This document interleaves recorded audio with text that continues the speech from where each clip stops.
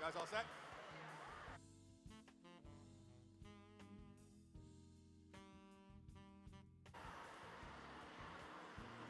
Hi, everybody. The microphones work. Thanks so much, folks. You obviously took my advice and chatted amongst yourselves, because that was quite a lively luncheon. I'm now just going to quickly introduce my colleague, Christine Hawley-Dare-Bryan, who's going to run a panel to talk about some of the important issues that we talk about in Crain's all the time, but don't always get a chance to talk about in a forum like this. So thank you so much. Thank you, Brendan. I'm thrilled to be here moderating this event today. Brendan O'Connor actually asked me to do this event on my birthday, and it feels like my birthday being in your presence because you're all just amazing, and it's great to be here. So I want to recognize and celebrate every woman in this room who's being honored today. You know, we can all be a bit self-critical, so just enjoy and celebrate yourselves today. You've made it, you're here. Enjoy the burrata, your shoes are fabulous, you're amazing. You should know that. Also, please make a note to yourself to try to meet at least one other person in this room today. I worked at Crain's 15 years ago and made some of my best mentors, contacts from that time who have carried me through to this day. So use me as an excuse, just go and say hi to someone you've never met. You don't know how much they'll influence you in the future. So now on to our amazing panel. First, to my immediate left is Lorraine Brown, who's the CEO of One Brooklyn Health System.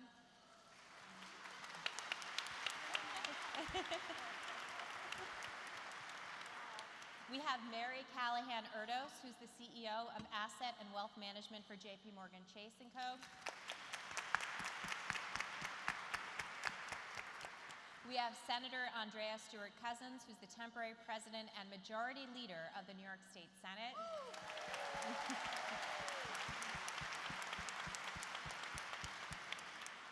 And we have Marianne Tai, the Chief Executive Officer of the New York's Tri-State Region for the real estate brokerage CBRE, and frankly, one of the most powerful women in real estate.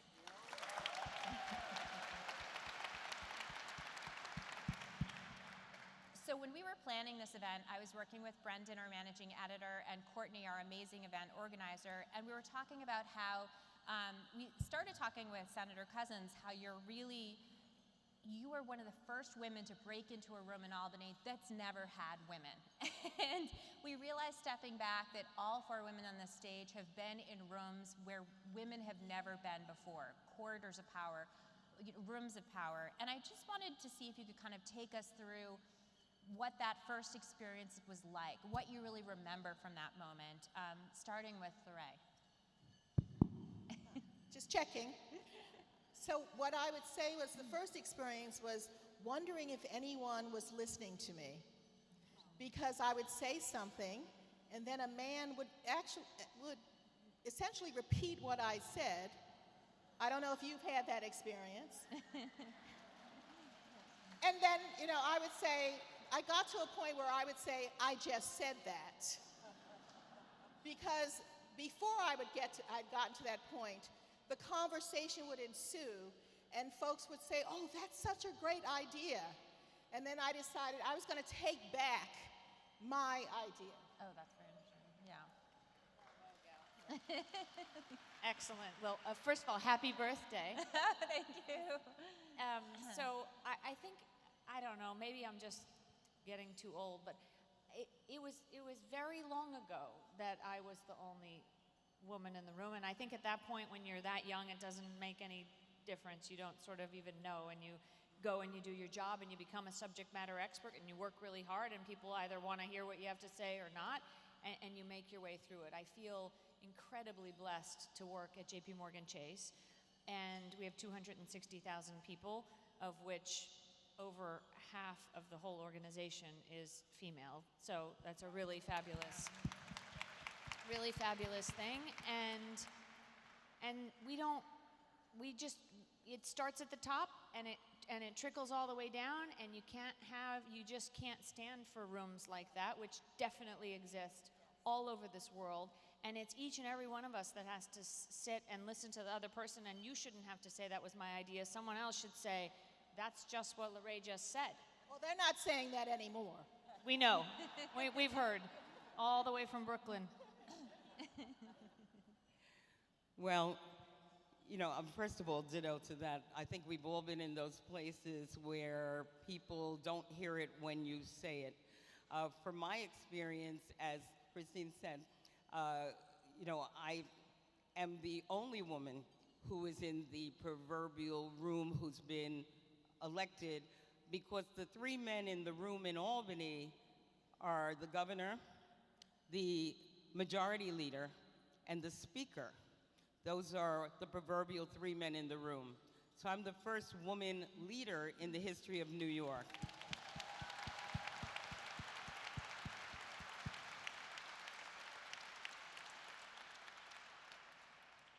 So now people say, well, how is it being in the room? And I said, I don't know how it was being in the room before. I don't know, and the men aren't telling me whether the temperature of the room has changed. But I do know that my presence in the room empowers each and every one of the women in this room, and I love it. Thank you.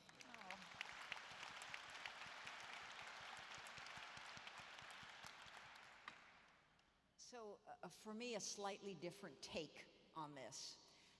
When Christine asked the question, it brought me back to a moment that was probably, I would think, 4 or 5 years ago, where I went to a negotiation for a customer of our firm, CBRE, and I went with my colleagues. We were a team negotiating this transaction, and we walked into the room, and we sat on the other side of the table, and our counterparties looked at us and said, wow, we're nervous. And I said, what are you talking about? And they said, we've never negotiated against a team that is 100% female. And I hadn't even noticed that our team was all women. I mean, it's an incredible thing. And it was, I don't know, Ariel, I don't think you were on that team. It was Teach for America. And I have to say that I knew that we had come to a place where it was, at least as far as CBRE, where it was as natural as could be to have a team that just happened to be all women, and that's the way it, and by the way, we killed on that deal.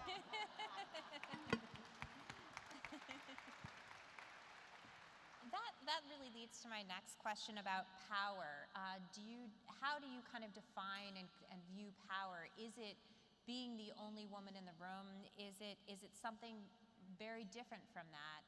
And also, do you really kind of think of yourself as powerful and kind of getting your head around that? Let's start with Maria. Yeah. So I define power as being given an opportunity to make life better for many. It's not about me. It's about what I do. My colleague next to me talked about being a subject matter expert. So I define power as being able, because of knowledge, because of hard work, because I have information that I can put on the table to make people's lives better. And so I've spent my entire career working in the public sphere, working for the municipal hospital system, now working for a small safety net system in Brooklyn, working in a low-income community at a high school, which is one of my first jobs. And for me, the power comes from knowing that when I walk away from a project or a job, that things are better for the people for whom I'm working.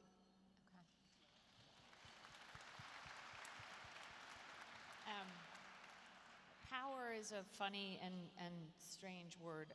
I think of it more as influence and responsibility. And so when you work super hard and you get to a position of influence, you have to do something with that influence, and you have to make a difference, and it has to be long lasting. And one of the things that I'm super proud of us doing at JP Morgan is that there are 6 of us women on the operating committee of JP Morgan Chase that each report directly to Jamie, and together we started something called Women on the Move, which is, we used to have these senior leaders meetings where we brought everybody to New York, and of course you can't fly everybody of 260,000 people divided by half, so you only bring the senior ones.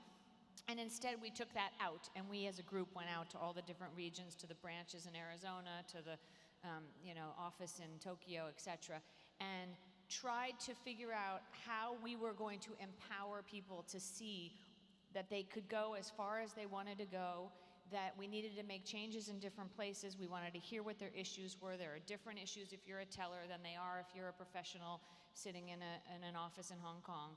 And how do we make sure that the things that have been afforded to us can be afforded to others? And I think that's a very important thing we do, and it ties right into what you said, which is you have to make a long-lasting change on the organization that you're in.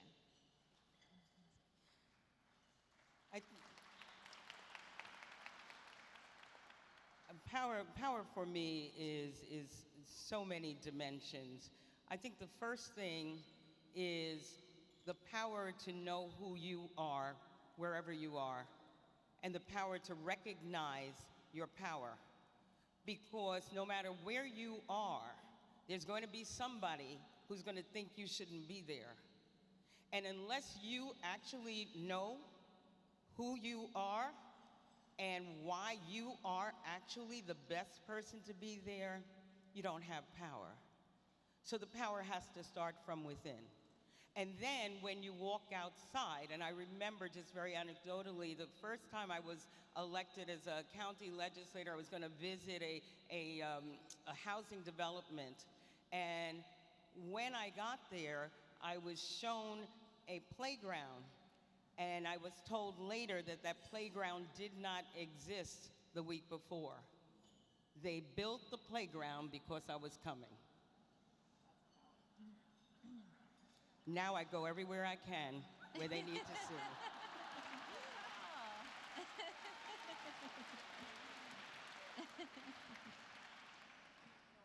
I'm going to pick up on that. Is that the best story ever? Because the first thing is, women are always reluctant, I think, to embrace the fact that they have power. And at the end of the day, what does it mean? It's the ability to execute and to influence and to have a vision of something and to have others share the vision and get you there. And one of the things that is fascinating to me as I look around, I'm looking at Kathy, I'm looking at Kathy Wilde and Darryl Roth, Surrey eating lunch, and I'm realizing how different each of these ladies are, but how immensely powerful they are and how they are utterly comfortable with it too. There's no disclaimer that they issue when they have an idea. They claim the idea, they share it, and then they lead others to it. So I think that is, and the great thing about power is, if you have to say you have it, we all know you don't have it. So, No, that's right. but a playground, that's power. I really want to kind of explore, when you were all younger, did you envision having so much power, being so successful? What were your childhood ambitions and goals and expectations? Did you think you'd be running a hospital system? Is that what you played when you were younger? Absolutely not. Okay.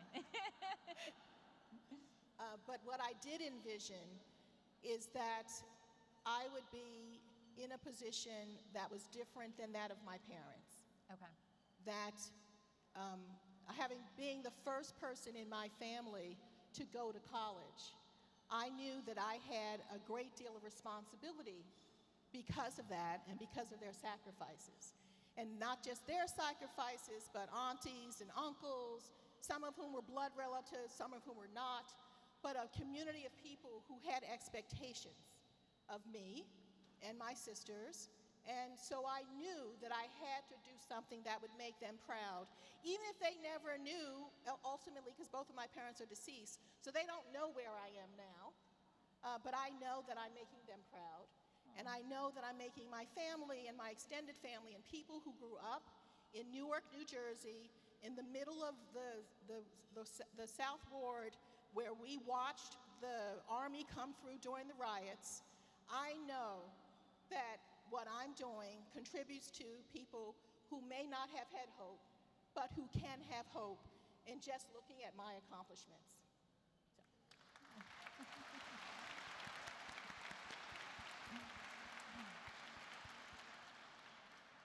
you know, if there was a panel of men up here, I don't think people would ask the question, did you ever think that you could become like the head of whatever, right? Right. And that's because the generations that raised us didn't have events like this to celebrate these kind of things. And so it's because of Crain's and other organizations that celebrate women that make this so normal and so okay that when I think about my 3 daughters, there's no doubt in their mind that they're going to do all of this. None. But they don't know whether it's going to be in hospital or in government or in real estate or in the arts or what it is. But it's definitely not banking, by the way. They're sure of that. And so it's just one of those things where we think about it because maybe we didn't have all of those models in front of us that we could look up to. But when I look out at the young people in this audience, like, there's nothing you can't do. Nothing. Nothing. And so thank you, Crain's, for doing this and making it so we can all come together to remember that.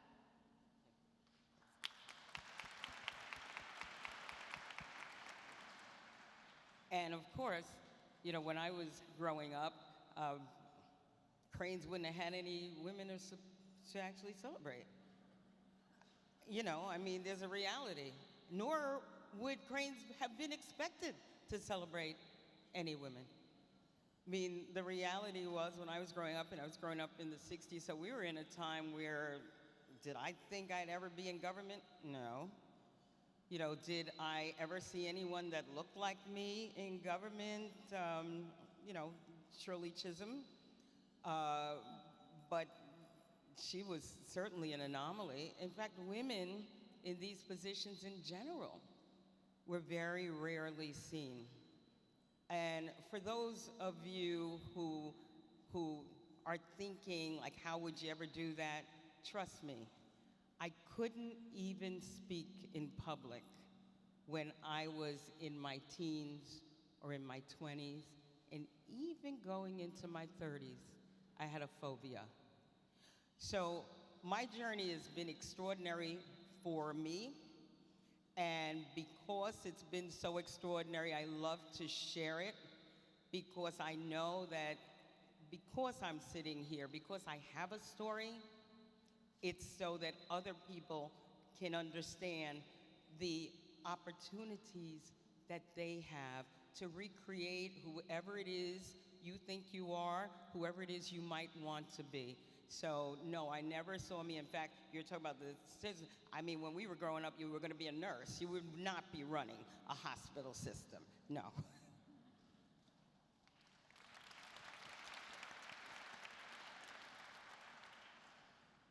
So, in my mind, it's a question of both gender and class.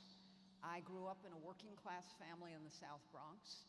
The issue of do you go to college was a huge issue. The issue of could you pay rent was a huge issue. So I wasn't so focused, I think, on gender. I had the great blessing, all men in the audience, and I applaud the men who came today. Yes, indeed. I have to say, my father, I'm the eldest of my siblings, and my father was a believer in me. And that was so profound for me that it was about, to this day, the proudest day of my life was when I'm going to be choked up thinking of it, when I won the scholarship to college that my father's firm, the Timken Roller Bearing Company, gave to this man who worked in a warehouse. His daughter won. There's never been another day that I have been prouder of myself than that day.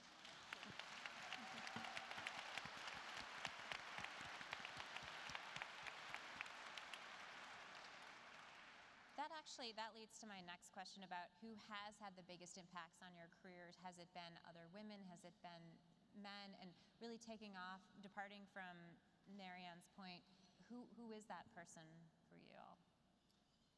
Well, I'm going to take off of Marianne's point because I remember my father, who had 3 daughters, telling all of us that we could do whatever we wanted and that he expected us to do better and to achieve.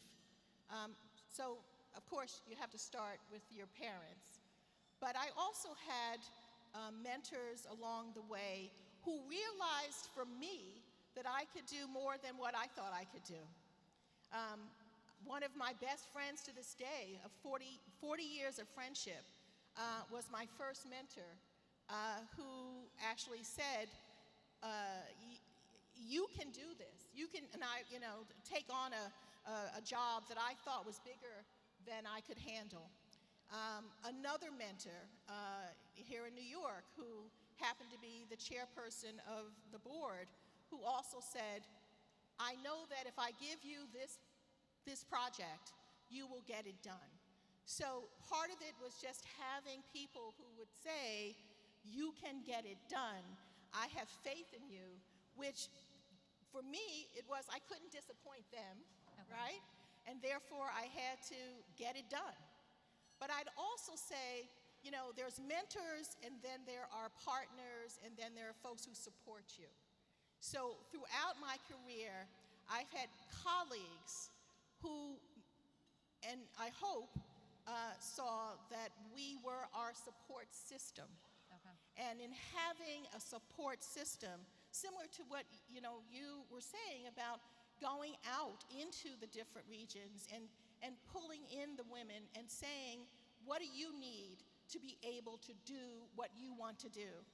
I am lucky to have had colleagues over the years that we could share our doubts of ourselves with one another, to be buoyed by them saying, no, don't doubt that, you can get it done.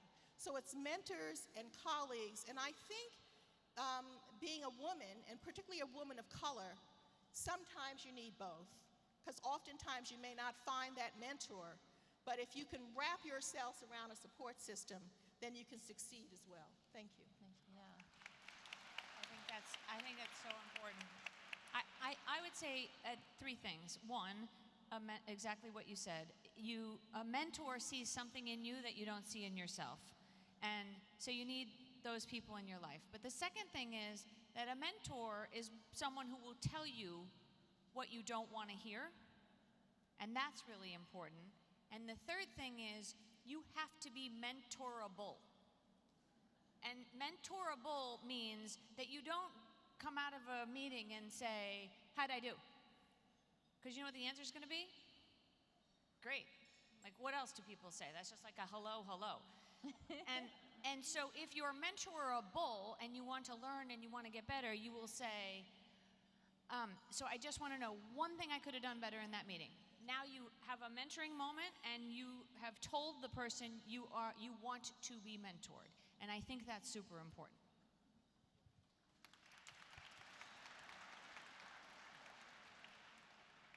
So I think for me, the roots would be my parents. I always say I had parents who, despite what everything looked like, so my dad was a World War II veteran, Purple Heart, Bronze Star, and when he came home, he wasn't eligible for the GI Bill as we understand it.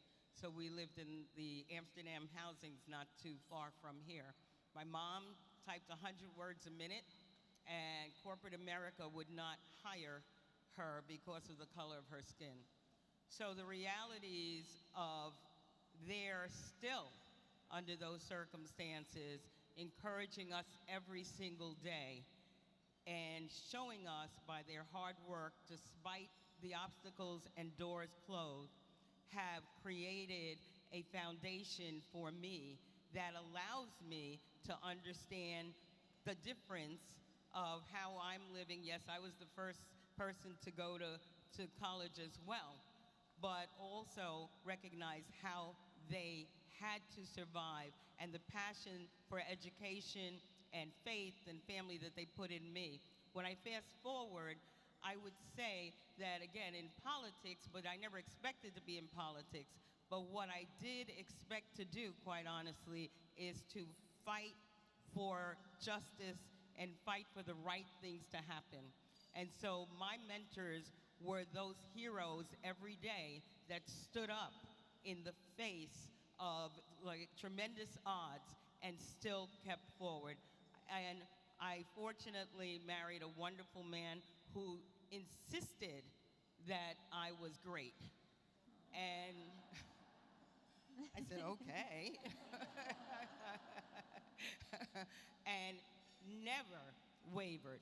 So I've had, such great support from family. And then when I got into this larger world of politics, other women in politics who might not have had the chance to always say do this or do that, because in politics it's hard. Every day is different, every issue is different. There's nobody who can say this is the right thing, this is the wrong thing. But they could show every single day grace under doubt, grace under fear, grace under immeasurable odds. And so from my mentors like Anita Lowy or Susie Oppenheimer and Lois Bronze, what I learned was grace under pressure.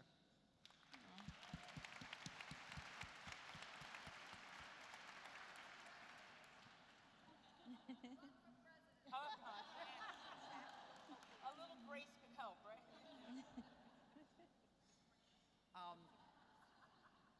So when I think about professionally, the people who've been most helpful to me, mentoring me, supporting me, it's the people who brought me into the room, is the way I would characterize it. You know the Hamilton song. And if you need someone to help you get into that room, it doesn't mean that you're going to lead the discussion or lead the negotiation or the process, but it's certainly what I do. I don't know about the others at this table.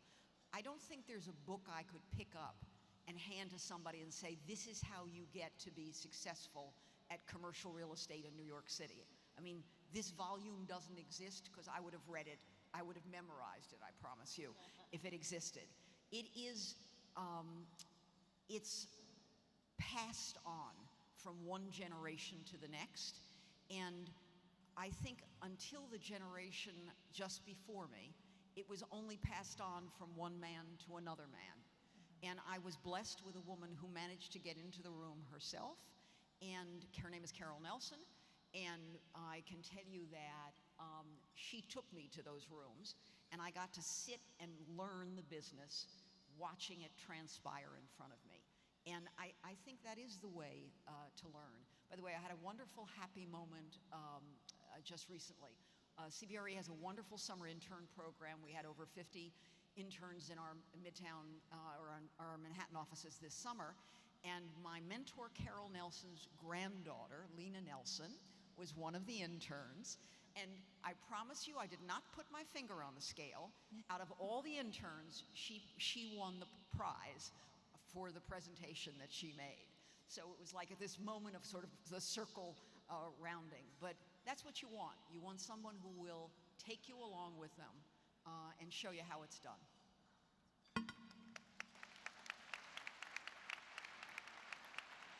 It's been amazing talking with all of you before this panel about mentoring and how it's been either very specific individuals or it's been fathers, it's been colleagues, it's been the whole breadth of friends and family.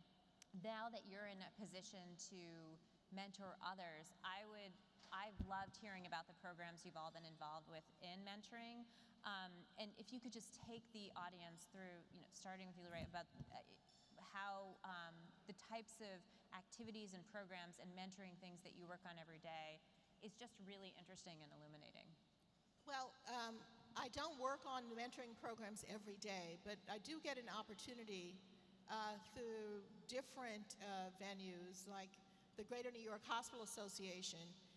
They have a program for young folks diverse, who are looking to enter into the healthcare, and particularly healthcare administration area, and have gone to speak to them, but also have afforded them opportunities to spend a summer working within Interfaith or our One Brooklyn facilities.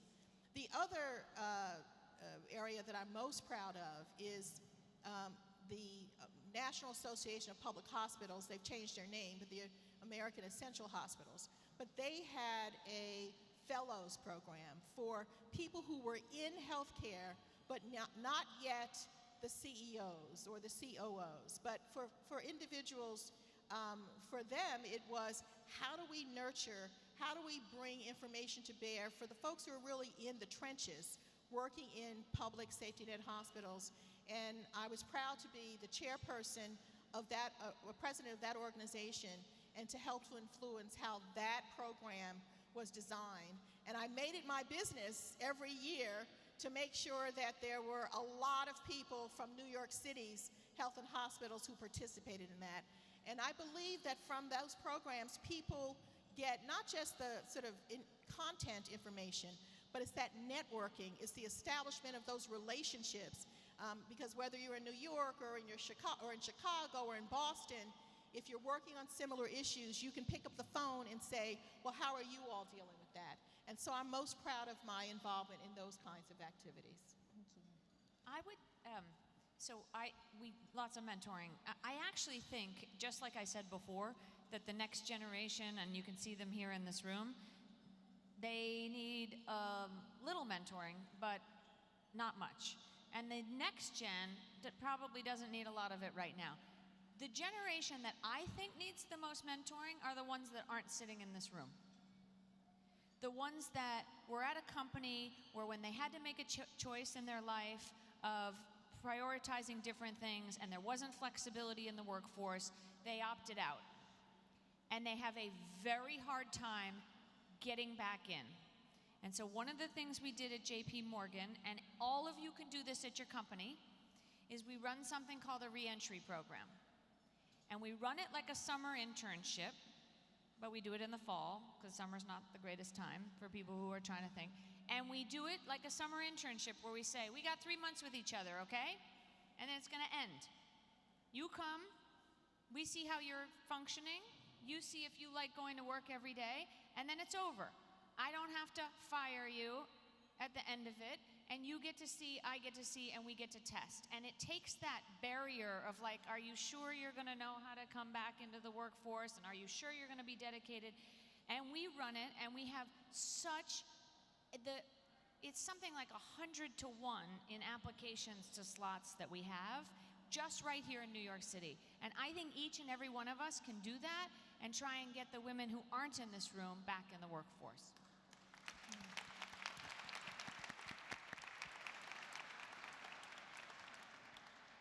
You know, when I was asked to be part of this panel, I was in awe of the panelists. And I say that because I don't care where you are. I think there's always an opportunity to be mentored. And so no matter where, people assume you get here and then, oh, well, there's always someone who can help you get to the next level of where you need to go, whether it's how you think or how you react. I mean, there's always that. And also, we all bring our own experiences. And for me, when I started thinking about mentoring after I was elected first many, many years ago, the first thing I did was go back to a housing project in the city where I live, Yonkers. And I started a program called JAM. The acronym is Just About Me, because I wanted people to know that this program was just about them, not me. I realized in my circle, because of the opportunities to do the networking and so on and so forth, that I got to meet lawyers, I got to meet doctors, I got to meet business leaders. And I also knew that when I was in the project, I didn't meet any of those people. And chances are, if I'm gonna meet a doctor, I was asthmatic, I was very sick. I never, knew anything but how can you help me? And the same thing in many of these communities, you meet an attorney, it's not under the best circumstances. And you just go down there. So I was thinking, how do I bring the people I know are too busy to come every week to mentor or whatever, but if I bring you one person that you can sit and talk to for an hour on a Saturday afternoon, at least you could say in your life, I met a doctor. And it's demystified. So that was what I did when I was able to have more time. Since then, Those kinds of things are not part of my life, but I certainly continue to support them. But in my role, I can bring interns in, and I do all the time. In my district offices in Albany, there are young people in and out all the time. And one of the other things that happen is, especially aspiring public servants and people who want to run, it's like, I need a mentor, it's got to be you. And I'm always honest with them. You know, I don't have the ability to sit with you every week. I don't. So, but what I will do is don't neglect the moment that you got a time to sit here and tell me that you need a mentor. I got 5 minutes for you. What can I do? How can I help you? I realize that I'll never be able to kind of grab everybody along, but if the quality time, if I make you recognize that this is a moment, take advantage of it. Don't worry about what can happen in some distant future, but right now you have me and I'm with you, and that's how I mentor. And I've found that kindness, the willingness to listen to somebody and not show that you're so important that you can't talk to people, sometimes planting those seeds is more mentoring than an hour with somebody.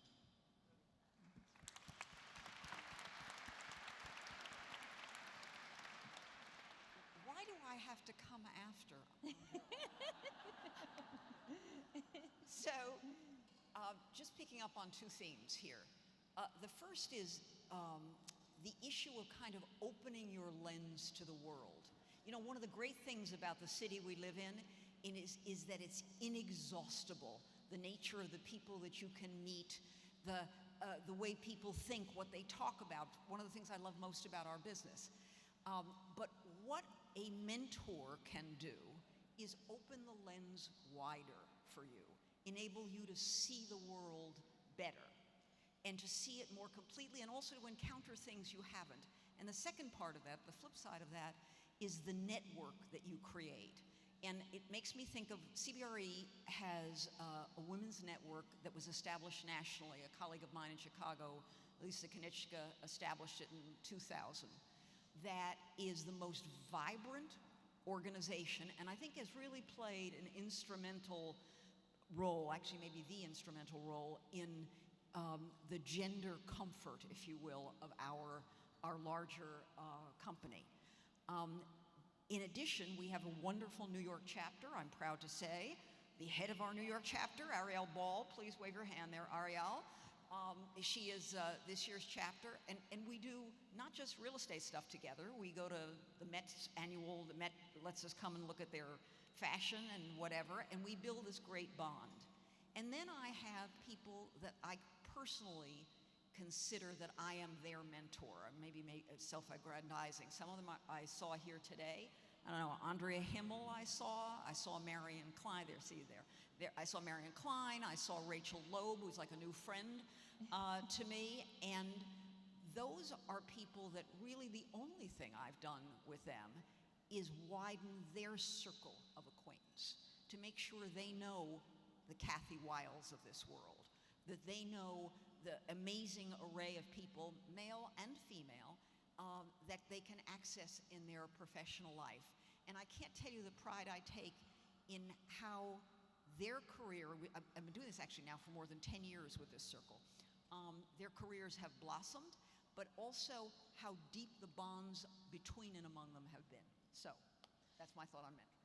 And really to make sure that we revisit this point of empowering the next generation, one thing we discussed in some of the pre-interviews was how you work with younger generations of women coming up, and you all gave some incredible wisdom to me. I was talking about how I had two wonderful women work for me over the last year, not at Crain's, and saying, you know, why do you put up with X from men? Why do you put up with Y? And it was this real interesting exchange of, well, in life you choose your battles, but then looking back thinking, well, why did I choose so many battles? Why was I always the bigger person?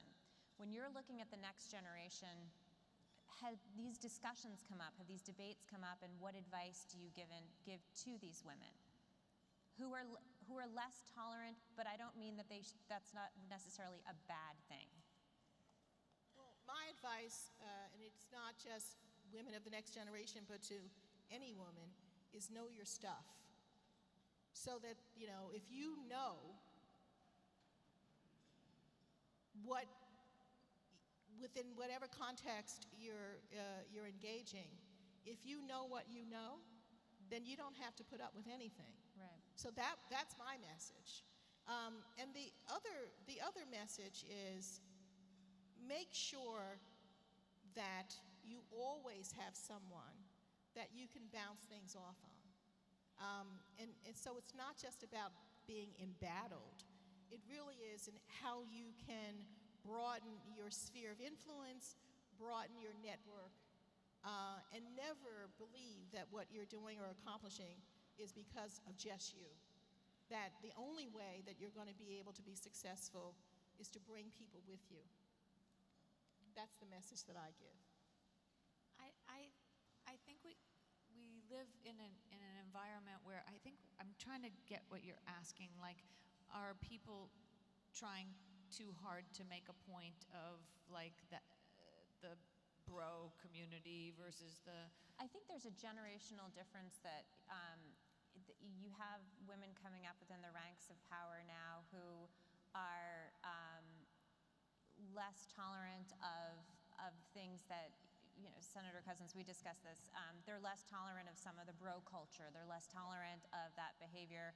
Things that I perhaps would just overlook to get to my film being made, my story being published, et cetera, et cetera. But they're not always wrong. Just because I don't choose to fight every battle doesn't mean they're wrong. And that seems to be a fundamental generational difference. For sure. I had it yesterday in my office. And there was this whole like, well, it's this and that's not okay, and they're throwing the baseball over the trading desk or whatever, and I was thinking to myself, like, if that's like the least of the problem, like, oh, so some of us lived in a different generation where you had to pick your battles. Like, you're just not gonna say everything's not okay, because there was a lot that was not okay. And the great thing is, like, every day it gets better, and the whole new generation of people making it's not okay. Like, this is a work environment. You can do that at home. You can do that in wherever free time you want to do whatever you want to do with whichever people, not in a work environment. It's not okay. It's just not okay. And empowering those people, any people, male, female, doesn't matter, to say, it's not okay. Now let's get back to work. And then making it not a big deal, where it was such a big deal for some of us, we just sort of like picked our battles. And I don't think you have to pick your battles anymore. I had so much fun listening to that. I think about my life, and most people who know what, it's just such an interesting. First of all, I will say that the only reason I'm the leader is because my conference elected me to be that. And the majority of my conference are enlightened men. So I will put that out there. You don't get to do that unless, everybody's on board. Also, this year, my conference, I had 15 brand new people out of 39. So that's almost half. And all of the people who are in the conference, we're all senators, so everybody's extremely important. And there's a huge variety of people there, geographically, demographically. I've got, senators who are, early 20-somethings, and everybody came in with a fire in their belly. And everybody came in with a promise of what they were going to do and how they were going to do it. You getting a sense of my world? You hearing me? And everybody had a fight to fight. And that's where the mentoring comes in, and that's where it all, I've got people say, well, they did this. Why did you let them do that?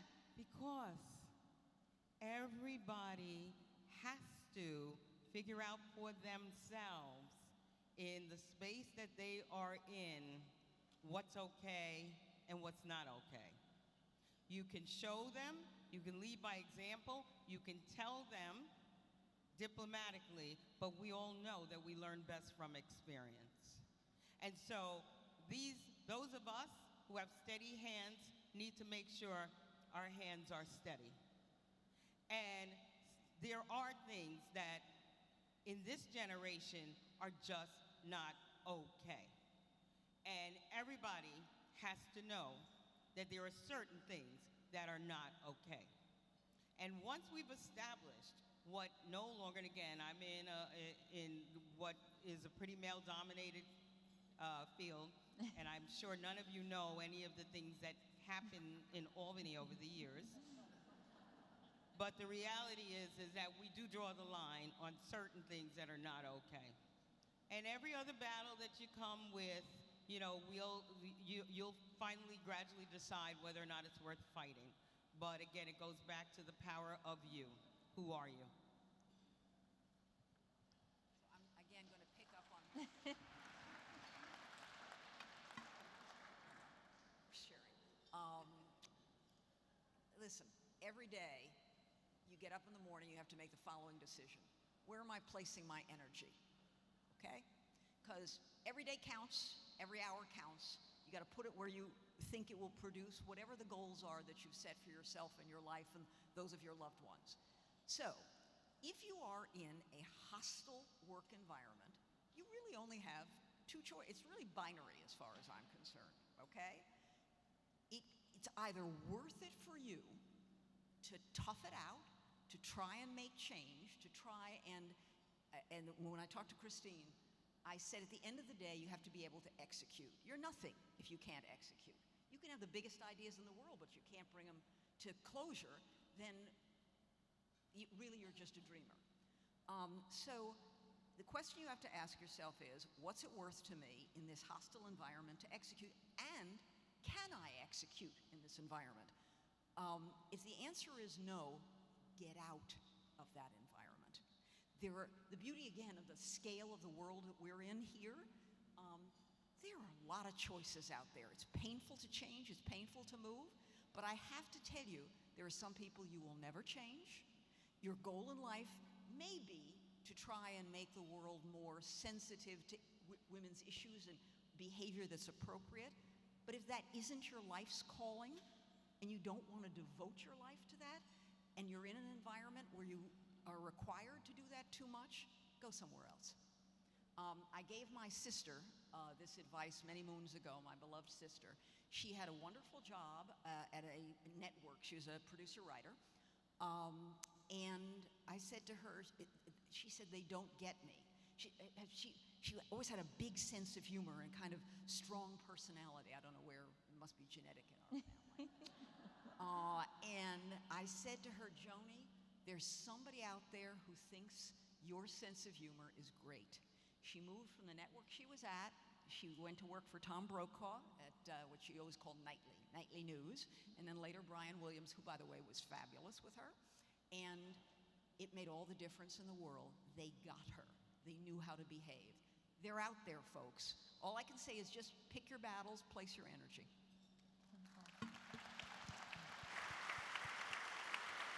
I just want to thank you.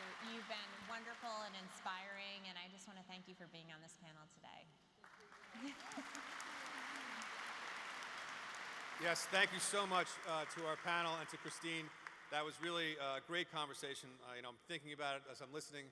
We're talking about how to define power and what it means, and you think about the power to influence, you think about the power to lead. But I take away from this today is the power to inspire. And I really appreciate everything you folks said here today and share with us. So thank you so much for being here. And thanks to everyone here. It's been a great afternoon for us. We really appreciate your time. I would just like to quickly thank again our presenting sponsor, American Airlines, our silver sponsors, CBRE and PNC Bank, our participating sponsor, Lafayette 148, and our gift bag sponsor, Notel. Thank you all for joining us today. It's been a great afternoon. We really appreciate it. And thank you for support of Crain's. Have a good day.